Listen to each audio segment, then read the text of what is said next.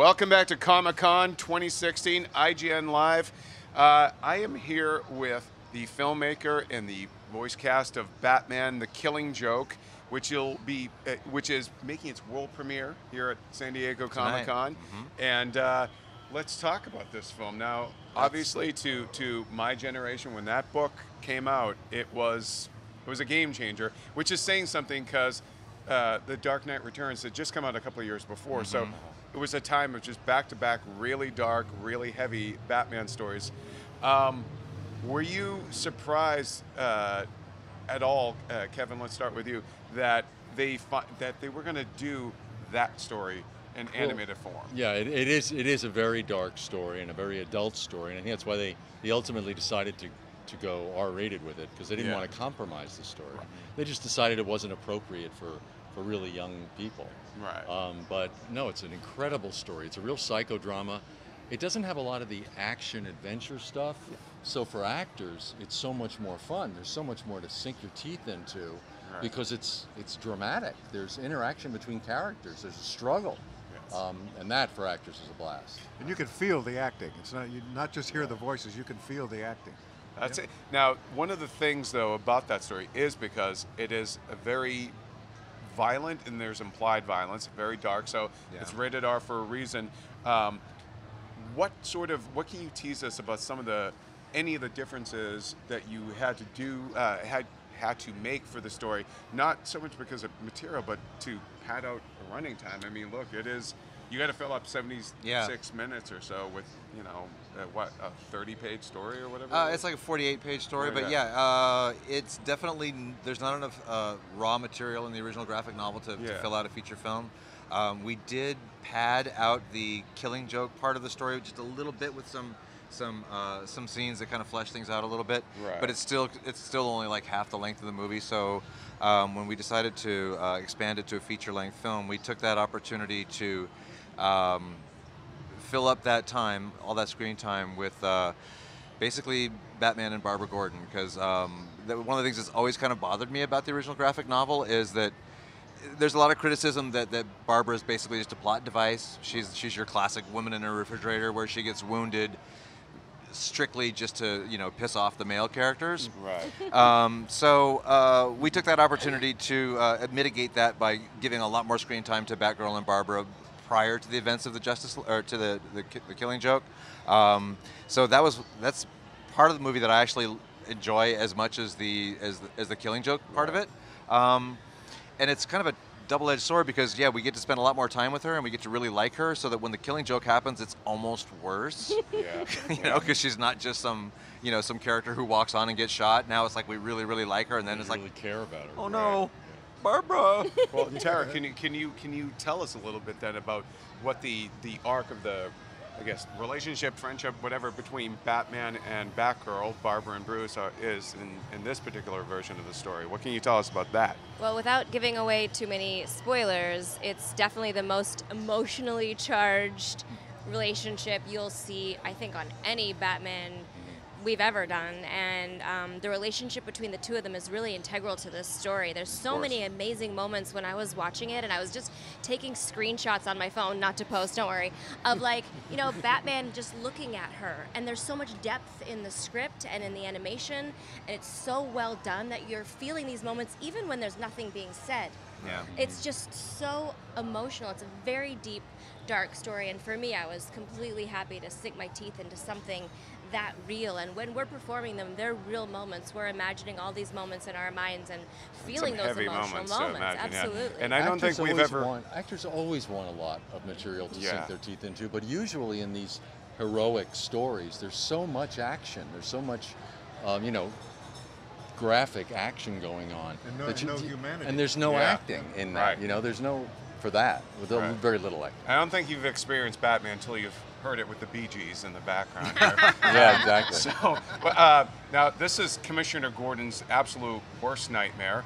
Can you talk about getting into the mindset of that character and just this is the most chilling story for pretty much all these characters, but particularly for a father. This is for any the father, absolute nightmare story. Yeah, and you really see the father in this picture, and I think it presents a side of Gordon that people aren't too familiar with and haven't seen before. So Incredible vulnerability to him. exactly, yeah, and I enjoyed that so much. And then, of course, when it came down to the face-off with the Joker and what he does to me, then It's brutal. It's brutal. It's really brutal, is. and that's when the real work clicked in. Right. And by the way, he's so good. There's Yeah, like, you're really There's wonderful a in that. subtlety to everyone too. Like Yeah. they're going through these really heavy things, but no one's like yada da da da. Like it's very internalized. Yeah, you and feel real. for these Yeah. people. It's amazing. Oh my God, I'm gonna need. No wonder you guys had drinks when you. It sounds like a heavy movie.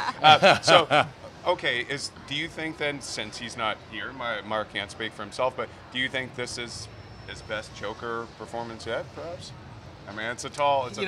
That's hard. That's hard to That's like judge. picking which one is your favorite children, because Mark Yeah. has Oh, come on, always you been know every brilliant. parent He's can. always been brilliant as the Joker. Yeah, he has. And but this is definitely a Joker story that he's wanted to do for a long time. Yeah. He has practically memorized the comic. When he came in and recorded his part, he would, reading off our script, he would say the line, and then he'd stop and go, that line's a little bit different in the comic. And then he'd pull out the comic and say, see, here it says this instead of that. It's like, okay, we'll do a take like that, Mark.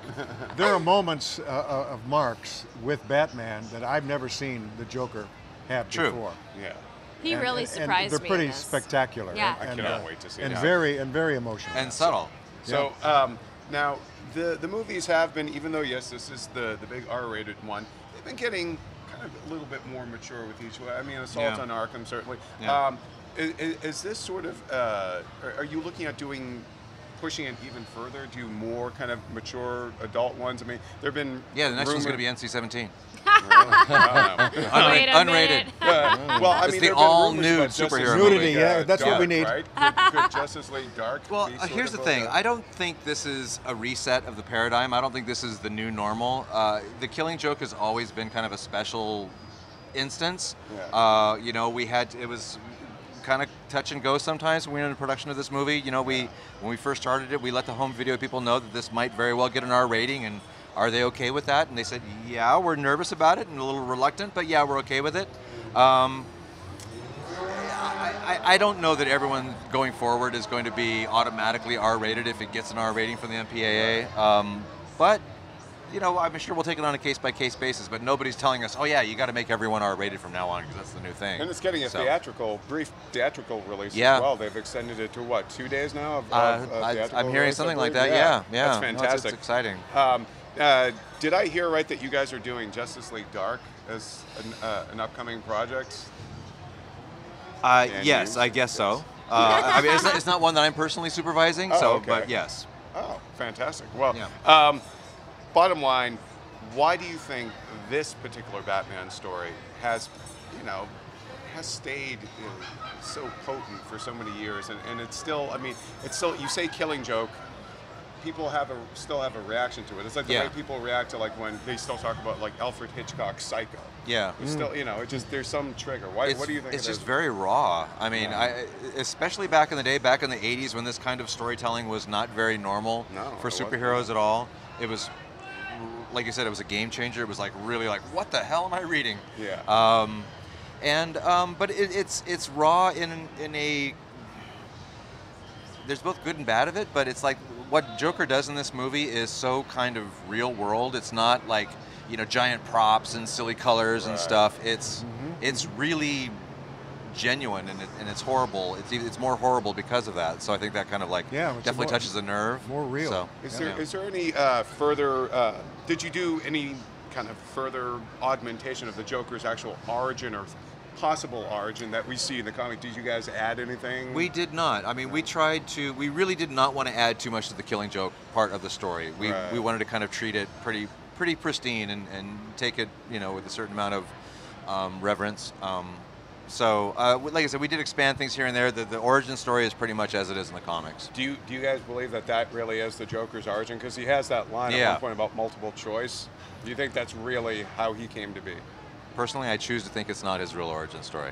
That's just me. What's that? Come on, that's so But poignant. here's the only reason you don't want to feel for the Joker. Maybe that's why you don't no, want to, my right? only reason, well, there's partly that, but it's also because I kind of feel like I don't really want to know how the Joker became the Joker. I think he's such a he's like the personification of perversity. He's like the Right. the soul of perversity. I kind of don't want to just think of him in human terms that I can relate to. Right. How about you guys? Do you want to believe that that's the Joker's origin? or Can't no? imagine him as a baby with No, his, right, with his mother. Exactly. Exactly. Yeah, you'd say, "Oh, that's not mine." Oops, I dropped it. Overall, though, you know, Comic-Con has been just, you know, this type of movie is it seems like it's perfect for them in that it's a dark adult movie, but this is the kind of classic stories that we've always wanted to see, you know, brought into this other medium. Yeah. Was it always important for you to have it basically have its birth here? Well, not birth. That's you're talking about babies. You throw me off. To have its premiere here at the Ultimate Fan event, or did it just happy timing of it? You know? It was a little of both. I mean, it kind of worked out that way, but I think it was definitely intended to premiere it here because this is the place to do such an event. Right. Yeah. Well, I really thank you guys for coming by here, Sure. talking to us about Batman: The Killing Joke. For more Comic-Con coverage, keep it here on IGN.